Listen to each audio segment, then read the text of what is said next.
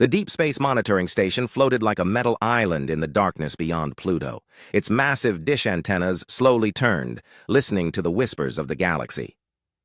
Commander Lee Taemin walked through the quiet halls, checking on his night shift crew. Most of the galaxy slept during this cycle, but space never rested. Lee had spent 15 years on this station. He watched for threats, tracked asteroids, and listened for messages from human colonies scattered across dozens of star systems. It was quiet work, but important work. Someone had to watch the darkness. Dr. Park So-young sat at her workstation, in the communications center. Her screens showed wave patterns and frequency charts. As the station's chief language expert, she spent her days trying to understand alien signals. Most were just background noise from distant civilizations. Radio, waves, data streams, navigation beacons, nothing that concerned Earth. Tonight felt different. "Commander," Park called out as Lee entered the comm center. "I'm picking up something strange." Lee walked over to her station. The main screen showed a weak signal coming from deep space. The frequency jumped around like a wounded animal. "How far out?" "Kepler 442 system, about 1,200 light-years away." Park adjusted her controls, trying to clean up the signal. "It's not like anything in our database. The pattern suggests distress, but the language is completely unknown." Captain Kim Do-hyun entered the comm center, still pulling on his uniform jacket. His patrol ship, the Indomitable, was docked at the station for routine maintenance. "What's the situation?" "Unknown distress signal," Lee replied. "Park, can you clean it up?" Park's fingers danced over her keyboard. Slowly, the static began to clear. A voice emerged from the noise. It spoke in a language none of them recognized, but the desperation was clear in every word. The alien speaker sounded tired, afraid, and running out of hope. "There," Park whispered. "Listen!" The voice continued for several minutes before cutting to static again. Even without understanding the words, the message was clear. Someone was in terrible trouble. "Can you translate any of it?" Kim asked. Park shook her head. "The language structure is completely foreign, but I can run it through the pattern analysis system. Sometimes we can pick out basic concepts even from unknown languages." She fed the recording into the station's computers. The analysis would take time, but Park had learned to be patient with alien communications. Each species developed language differently. Some used sound like humans, others used light, chemicals, or even radio waves. The computer had to test thousands of possibilities. Lee paced behind them. Something about this signal bothered him. It wasn't just the desperation in the alien voice. It was the direction it came from. The Kepler 442 system was far beyond human space, but not beyond human knowledge. Long-range telescopes had detected signs of advanced civilization there. Water, worlds, city lights visible from hundreds of light-years away. "Commander," Park said suddenly, "I'm getting preliminary results." The main screen filled with translated fragments. Most were broken pieces, single words without context. But some phrases came through clearly. "Help us. They harvest everything. Oceans, dying. Children drowning in poison." And then, near the end of the transmission, something that made Lee's blood run cold. "Calling for the Deathworlders." Kim frowned. "Deathworlders? What's that supposed to mean?" Park looked up from her screen. "I think they mean us, humans." "That's impossible," Kim said. "How would they even know about Earth?" Lee thought about that. Human ships had been exploring for decades. Trade missions, scientific expeditions, colony ships pushing deeper into space. Other species knew about humanity now. But most aliens saw humans as just another spacefaring race. Curious, perhaps. Aggressive sometimes. But nothing special. "Run the analysis again," Lee ordered. "Focus on that last part." Park worked for another hour while Lee and Kim waited. The station's night shift continued their duties around them, unaware that something important was happening in the comm center. Finally, Park looked up with confusion in her eyes. "I think I understand," she said slowly. "They're not calling us Deathworlders as an insult. They've heard stories about us. About Earth." "What kind of stories?" Lee asked. "Stories about humans, surviving in impossible places." About our homeworld being so dangerous that most galactic species would die just from breathing our air. They think Earth is a death world, and that makes us Deathworlders.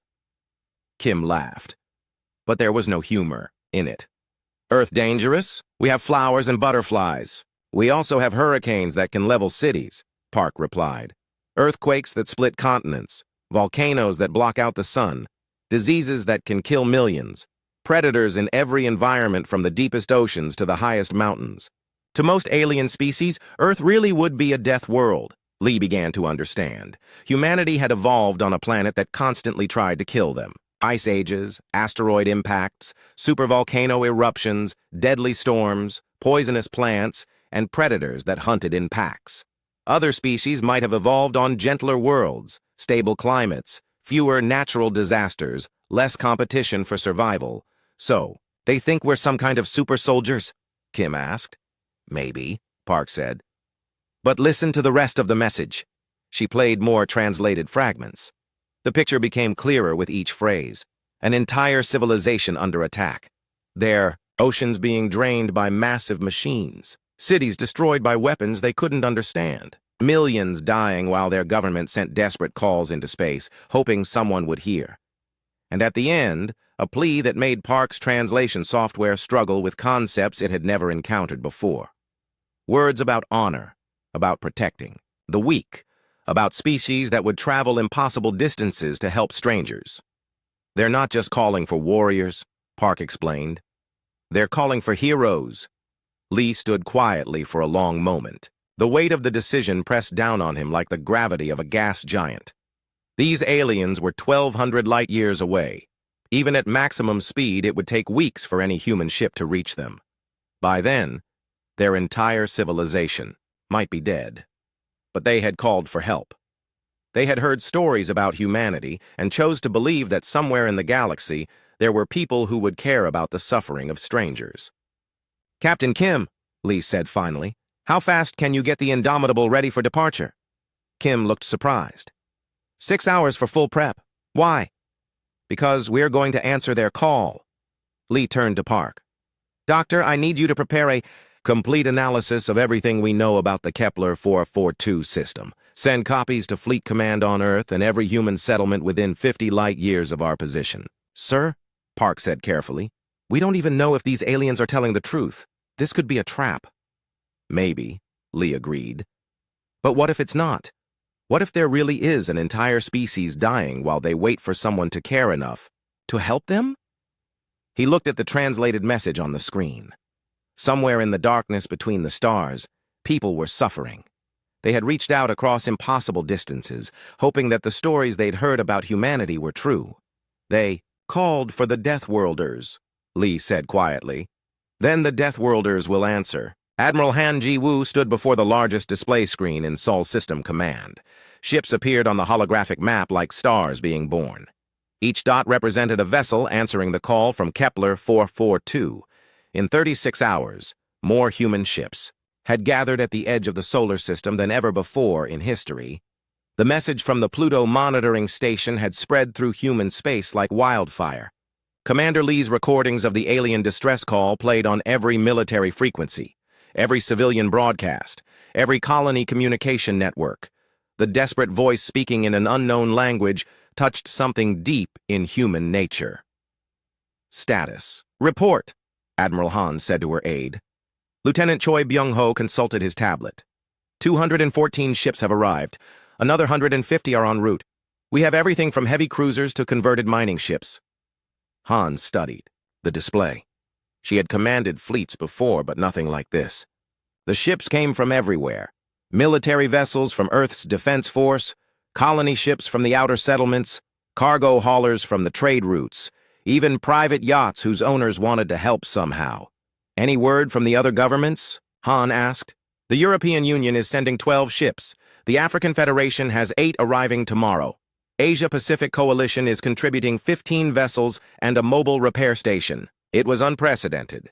Humanity had fought wars among themselves for thousands of years. Nations competed for resources, territory, and power. But when strangers 1,200 light-years away called for help, every human government responded. Without hesitation, Colonel Yoon Hae-jin entered the command center. She led the 1st Deathworld Marines, humanity's most elite fighting force.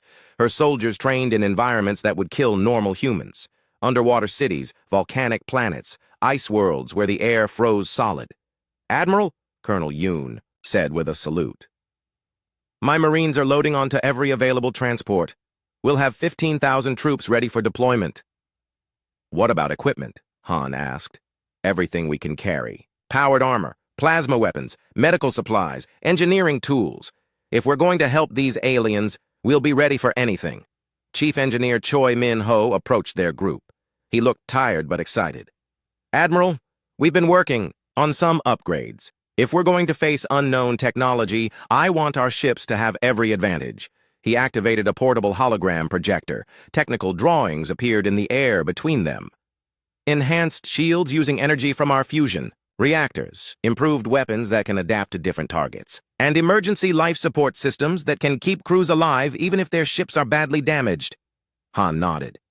Human engineering was famous throughout known space for one thing: it worked in impossible conditions. Other species built elegant machines that operated perfectly in ideal environments.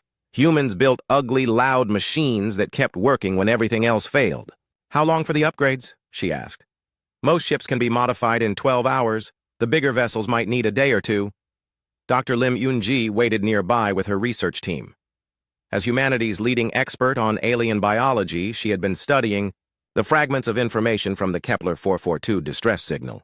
"Doctor," Han said, "what can you tell us about these aliens?" Dr. Lim activated her own hologram. Images appeared showing what they knew about the Kepler 442 system. 3 water worlds, all with signs of advanced civilization. Based on the signal analysis, we believe the aliens are aquatic. They live in oceans, build underwater cities, and have developed space travel despite their environment. "Any idea what they look like?" Colonel Yoon asked. "The computer models suggest something like a cross between dolphins and octopi. Highly intelligent, peaceful by nature, and completely unprepared for warfare." Han considered this. Humans had evolved as hunters on a dangerous world. Even human children played games that taught them to fight and compete. But aliens who lived in peaceful oceans might never have developed those instincts. "What about their enemy?"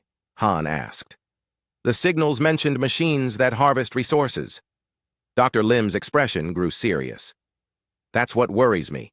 The aliens describe machines that strip entire planets bare. Technology advanced enough to drain oceans and process entire ecosystems. If that's true, we might be facing something far more dangerous than any human military." The command center fell quiet.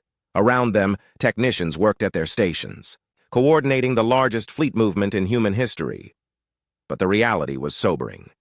Humanity was preparing to travel 1,200 light years to fight an unknown enemy that could destroy planets. "Admiral," Lieutenant Choi said suddenly, "we're receiving a priority transmission from the outer system." "Put it through." The main screen changed to show Captain Bae Sung-min aboard his scout ship, the Pathfinder. His vessel was one of humanity's fastest, designed to explore dangerous regions of space ahead of the main fleet. "Admiral Han," Captain Bae reported, "I've been analyzing the route to Kepler 442. The journey will take us through 3 unexplored star systems. If we encounter hostiles along the way, the fleet could be scattered across dozens of light years." "Recommendations?" Han asked. "Let me take a small squadron ahead. We can scout the route and mark any dangers. The main fleet can follow our path safely." Han considered this. Splitting the fleet was risky, but so was jumping blind across 1,200 light years with over 300 ships. "Approved. Take 6 of our fastest vessels. Leave immediately." As Captain Bae's image faded, Han turned back to the fleet display.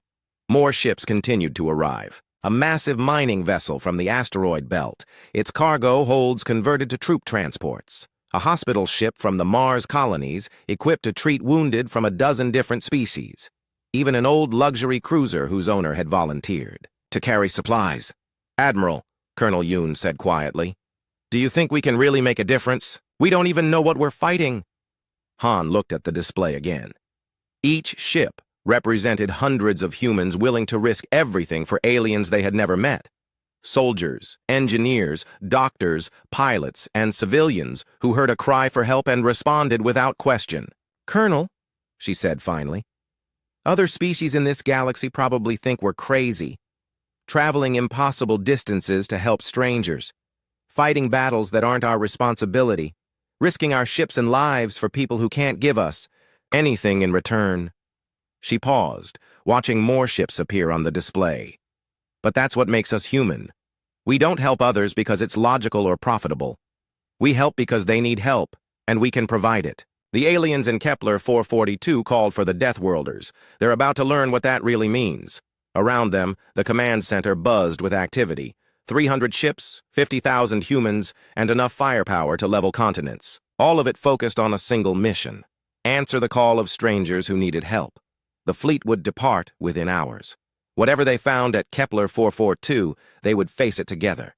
Captain Bae Sung-min stared at the empty space where a star system should have been. The Pathfinder's sensors showed nothing but debris and radiation where 3 planets had once orbited a yellow sun. Metal fragments drifted in perfect spheres. Around the star, all that remained of entire worlds. "How long ago?" asked Lieutenant Nam Yujin from the intelligence station. Bae checked the readings again. "Computer estimates 6 months, maybe 7. Behind them, the rest of the scout squadron. Maintain formation. 6 ships exploring the route to Kepler 442, marking safe paths for the massive fleet following behind. They had jumped through 2 star systems without problems. This third system told a different story.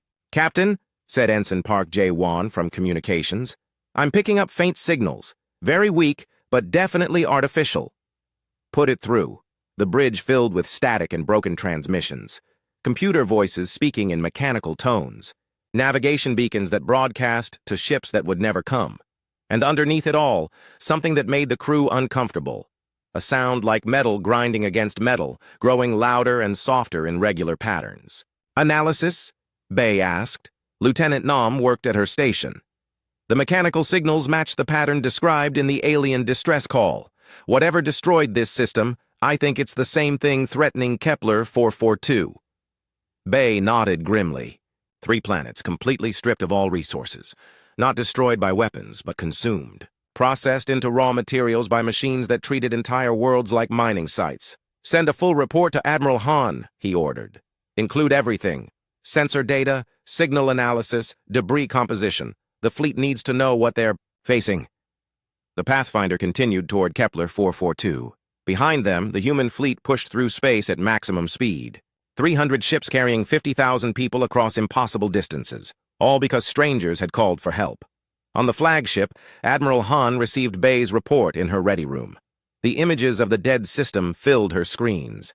Planets reduced to metal fragments, stars surrounded by clouds of processed debris. Technology so advanced it could consume entire worlds in months. She called her senior staff to the briefing room. Colonel Yoon arrived first, followed by Chief Engineer Choi and Dr. Lim. They studied the data in silence. "This is what we're fighting," Han said finally. "Machines that can strip entire planets bare in less than a year." "How is that even possible?" Chief Engineer Choi asked. "The energy requirements would be enormous." Dr. Lim pointed to the analysis charts. "Look at the debris patterns. Everything is processed to the molecular level. No waste, perfect efficiency. These machines don't just mine resources, they consume everything. Rock, metal, atmosphere, even organic matter." Colonel Yoon studied the tactical data. "What about defenses? The planets must have had some way to protect themselves." "There's no evidence of weapons fire," Han replied. "No blast craters, no destroyed defensive installations. Either these planets had no military, or their defenses were completely ineffective." The briefing room fell quiet. Around them, the flagship continued its journey through hyperspace. Dozens of other vessels traveled alongside, all pushing their engines to the limit. Time was running out for the aliens in Kepler 442. "Admiral," Dr. Lim said carefully, "we need to consider the possibility that we can't win this fight. If these machines destroyed 3 planets in 6 months, what can our fleet do against them?" Han looked at the data again. The destroyed worlds had been home to billions of beings. Advanced civilizations with space travel and sophisticated technology. All of it consumed by machines that processed planets like food. "Maybe nothing," she admitted. but we promised to answer their call. These aliens heard stories about humanity and chose to believe that somewhere in the galaxy, there were people who would help strangers. I won't let them die thinking those stories were lies.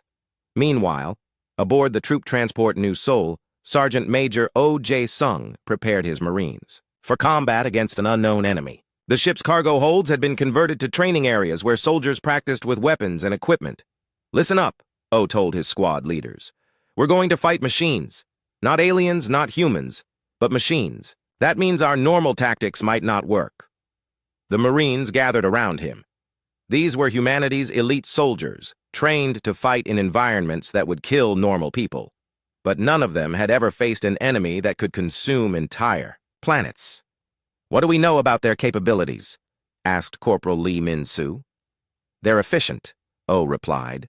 "They process everything they encounter. That probably means they're programmed to eliminate threats quickly and completely. No mercy, no negotiations, no retreat." He activated a hologram showing the destroyed star system. "But they're still machines. They follow programming. If we can figure out how they think, we can find ways to beat them." Private Kim Soo-jin raised her hand. "What about the aliens we're trying to save? What if they're already dead by the time we arrive?" Oh, considered this. The journey to Kepler 442 would take several more days, even at maximum speed. If the machines worked as efficiently as the data suggested, entire civilizations could disappear in that time. "Then we make sure their deaths meant something," he said finally. "We destroy every machine we can find, and we send a message to whatever built them. Touch our friends, and you deal with the Deathworlders." Back on the flagship, Captain Bay's reports continued to arrive. The fourth star system showed signs of recent activity. Massive ships had passed through, leaving energy signatures unlike anything in human databases. The trail led directly toward Kepler 442. "How many ships?" Admiral Han asked during the latest briefing. "Computer estimates at least 50 vessels," Lieutenant Nam reported via communication link. "Each one the size of our largest dreadnoughts, moving in perfect formation at speeds that should be impossible for ships that size." Chief Engineer Choi shook his head. "Their technology is centuries ahead of ours, maybe thousands of years. Our weapons might not even damage their hulls." "Then we'll find another way," Han replied. "Humans didn't survive on Earth by having the best technology. We survived by being stubborn, creative, and too stupid to know when we were beaten." Dr. Lim looked up from her analysis. "Admiral, I'm seeing something interesting in the machine communication patterns. They seem to operate on pure logic. Maximum efficiency, minimum waste, everything calculated for optimal results." "What does that mean for us?" Colonel Yoon asked. "It means they probably can't understand us," Dr. Lim explained. "Human behavior doesn't follow logical patterns. We do things that are inefficient, wasteful, even self-destructive. We travel 1,200 light years to help strangers we've never met. To a purely logical mind, that would be incomprehensible." Admiral Han smiled for the first time since reading Bay's reports. "Then let's show them just how incomprehensible humans can be." The fleet continued toward Kepler 442, carrying humanity's answer to a desperate call for help. Behind them, empty star systems marked the path of an enemy that consumed worlds. Ahead, an entire civilization waited for salvation that might never come. But the Deathworlders were coming, and they had never learned how to surrender. The Kepler 442 system appeared on the human fleet's screens like a vision from hell. 3 dead worlds orbited the yellow star, their surfaces scarred and empty. But the fourth planet still glowed blue with oceans, though those oceans were shrinking. By the hour, Admiral Han stood on the bridge of her flagship, watching the tactical display. 50 massive machines surrounded the dying world like metal vultures. Each harvester ship was kilometers long, bristling with processing equipment that sucked water and atmosphere from the planet below. "Status report," she ordered. "Harvester. Fleet detected," reported Lieutenant Choi. 51 vessels, all focused on resource extraction. They haven't noticed us yet." "What about the aliens?" Dr. Lim worked at the science station. "I'm detecting life signs on the fourth planet. Cities underwater, but many are already flooded with poisoned water. The harvesters are processing everything, including the alien settlements." Captain Shin. Woo Jin spoke from his stealth frigate, the Ghost. His ship used experimental technology to hide from enemy sensors. Admiral, I'm seeing something you need to know about. The aliens aren't just hiding, they're fighting. The main screen changed to show the planet's surface. Underwater cities launched primitive missiles at the harvester machines. Small alien ships attacked the massive processors, their weapons barely scratching the metal hulls. It was like watching children throw rocks at tanks. Brave little fighters, Colonel Yoon said with respect. They know they can't win, but they keep fighting anyway. Just like humans would do, Admiral Han replied. All ships, battle stations. We're going in. The human fleet spread out across space, 300 ships facing 51 harvesters. The enemy machines were larger, more advanced, and built for maximum efficiency, but they had never faced humans before. Major Kang Mi-young led the first wave of fighters. Her squadron dove toward the nearest harvester ship, weapons blazing. Human plasma cannons struck the machine's hull, leaving bright scars on the metal surface. Target their processing equipment, she ordered over the radio. If we can't destroy them, maybe we can break their tools. The harvesters responded with perfect coordination. Defensive weapons emerged from their hulls, firing energy beams that moved in precise patterns. Most alien fleets would have retreated from such accurate fire. The human pilots did something different. They scattered. No formation, no organized retreat. Each pilot chose their own path, weaving between enemy fire in patterns that made no logical sense. Captain Park Hyun-woo rolled his fighter upside down and flew straight at a harvester's main cannon. Lieutenant Song Da-bin spun her ship in spirals while firing at random targets. The harvester targeting systems couldn't adapt. They were programmed to fight logical opponents who used efficient tactics. Human pilots who acted like crazy people were impossible to predict. It's working, Major Kang reported. They can't lock on to us. On the flagship, Admiral Han watched the battle unfold. The human fleet was smaller and weaker than the enemy, but they were winning through sheer unpredictability. All ships, prepare for ramming speed, she ordered. Chief Engineer Choi looked shocked. Admiral, ramming attacks will destroy our vessels. Some of them, Han agreed. But it will also damage the harvesters. They're not designed to handle opponents who use their own ships as weapons. The order spread through the fleet. Captains who had never met each other suddenly understood the plan. Use human unpredictability against machine logic. Be so crazy that the enemy couldn't respond. Captain Kim Do-hyun aimed his ship, the Indomitable, directly at a harvester's main processing unit. His crew strapped themselves in as the vessel accelerated toward the massive machine. All hands, brace for impact, he announced calmly. The Indomitable struck the harvester like a missile. The explosion destroyed both ships, but it also sent a message to the remaining machines. These humans would do anything to win. Petty Officer Lee Chan-ho worked frantically in the engineering section of a damaged cruiser. Half his ship was gone, life support was failing, and the hull was breached in 12 places. Any logical crew would have abandoned ship. Can you give me more power to weapons? Asked his captain over the intercom. Sir, we're held together with emergency patches and prayer. One more hit and we're dead. That's all I needed to hear. Target that harvester's main cannon. Lee laughed despite their situation. This was why other species called humans crazy. They kept fighting even when their ships were falling apart around them. Deep beneath the planet's poisoned oceans, Vellani Ambassador Coral, Singer of Deep Currents, watched the battle through her city's sensors. She had sent the distress call that brought the humans here. But she had never imagined anything like this. The Deathworlders fought without fear. Their ships exploded against harvester hulls. Their pilots flew patterns that defied understanding. Their crews kept weapons firing even when their vessels were crippled and dying. Are they winning? Asked her aide, current rider in shallow waters. Coral. Singer studied the tactical display. 20 human ships were destroyed or crippled, but 15 harvesters were also damaged or offline. The machines were built for efficiency, not for fighting. Opponents who ignored logic.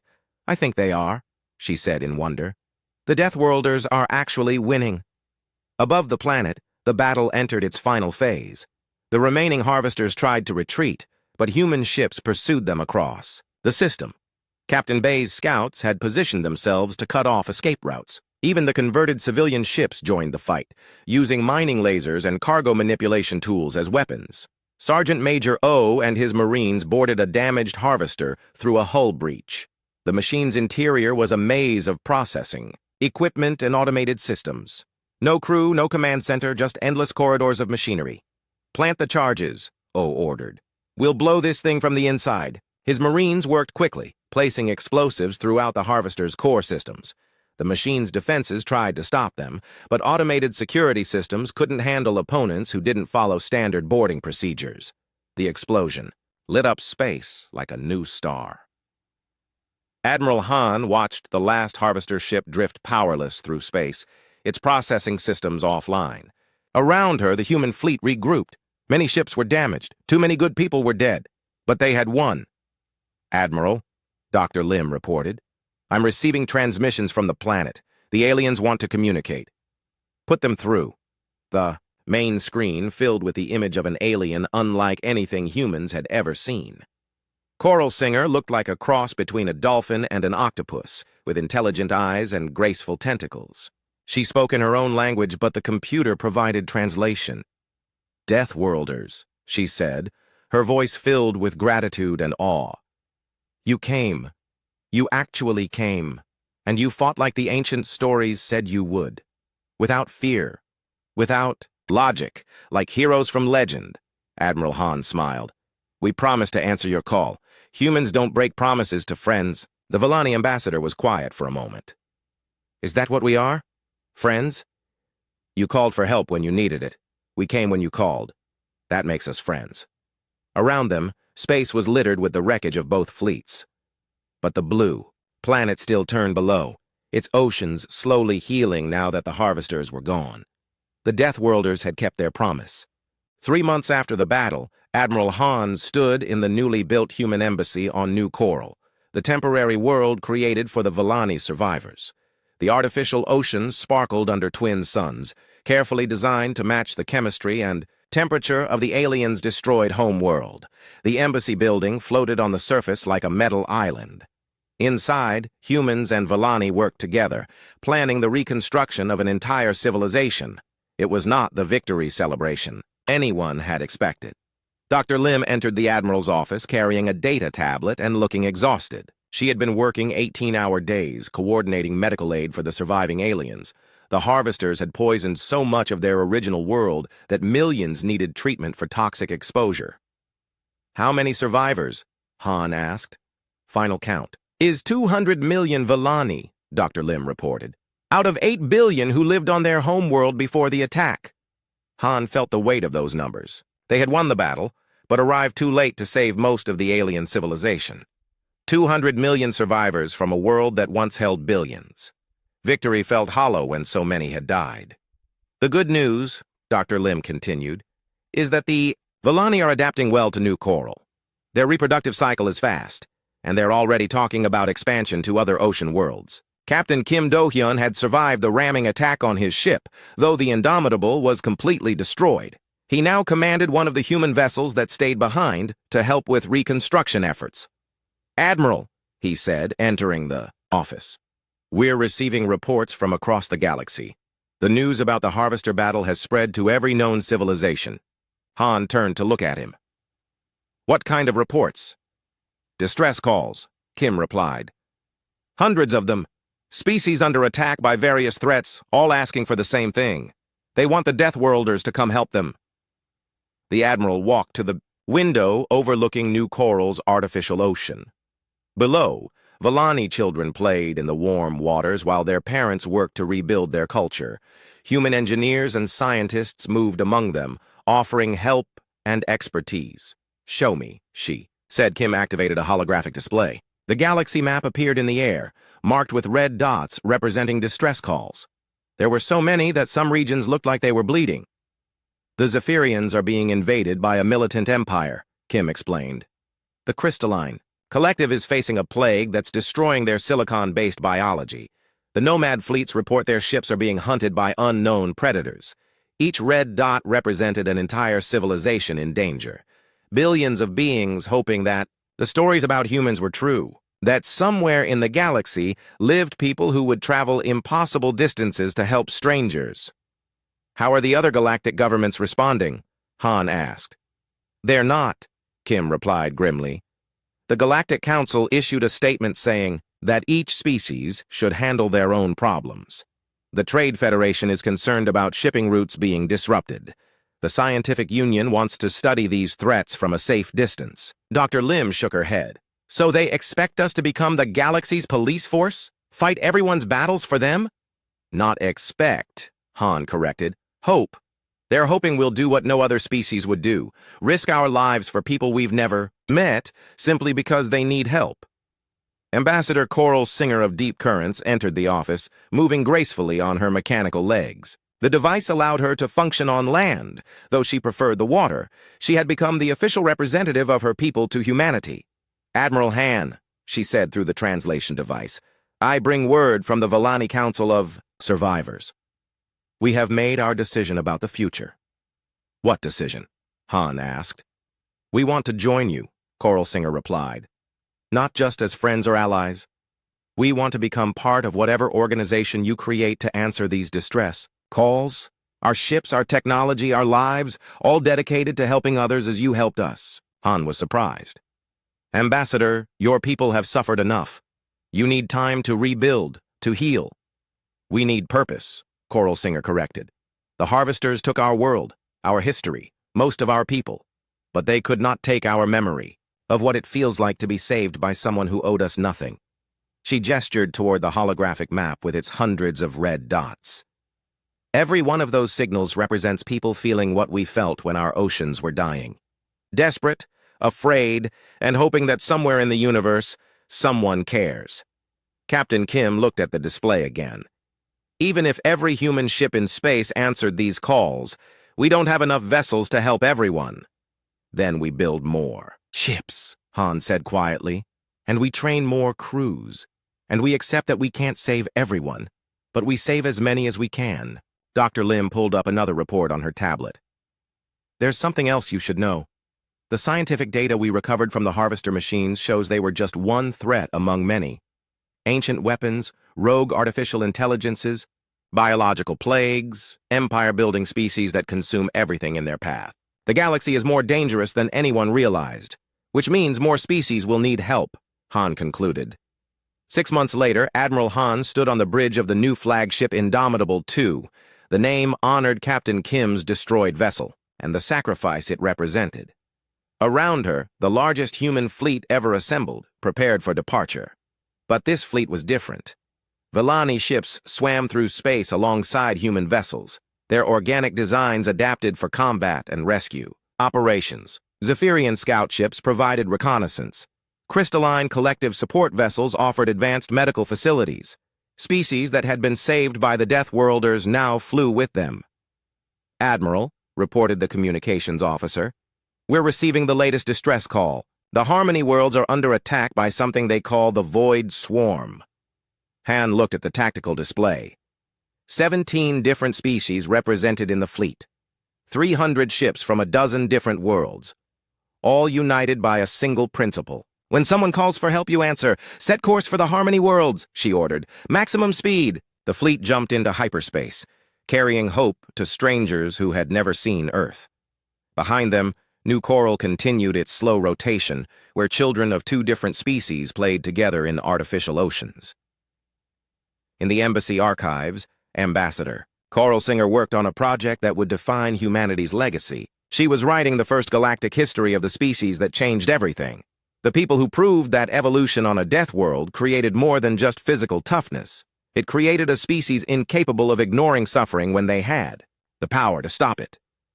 The final entry in her records would become famous throughout the galaxy. They came when we called, though they owed us nothing. They gave everything, expecting nothing in return. They called themselves human, but the galaxy knows them by another name. Deathworlders. The people who refuse to let others die alone. The fleet disappeared into the darkness between stars, carrying that promise to whoever needed it most. Behind them, the galaxy slowly learned what it meant to have hope.